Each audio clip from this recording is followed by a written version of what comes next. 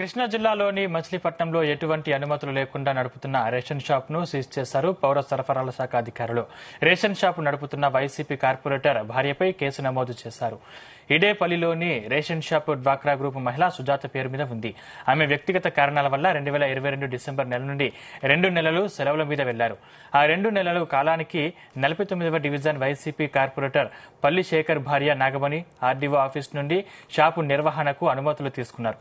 అయితే అప్పటి నుండి ఆ షాపును ఆమె అనధికారికంగా నడుపుతున్నారు. గతంలో ఉన్న డోర్ నెంబర్ లో కాకుండా మరో డోర్ నెంబర్ లో ఈ షాప్ ను నిర్వహిస్తున్నారు. కాగా సివిల్ సప్లై అధికారుల తనిఖీల్లో ఈ విషయం వెలుగు చూసింది.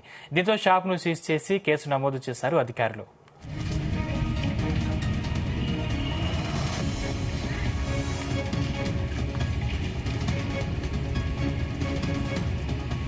మాకు 2022లో ఒక ఆవిడ సుజాత అనే ఒక ఆవిడ డీలర్షిప్ చేస్తున్నారు.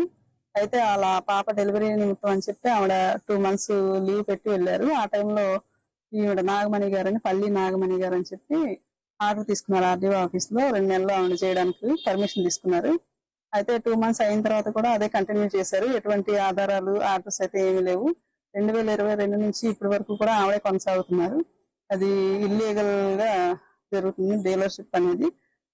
అయితే ఈ షాప్ కూడా 2022లో ఉన్న ప్లేస్ వేరు, ప్రెజెంట్ నడుపుతున్న డోర్ నెంబర్ వేరు.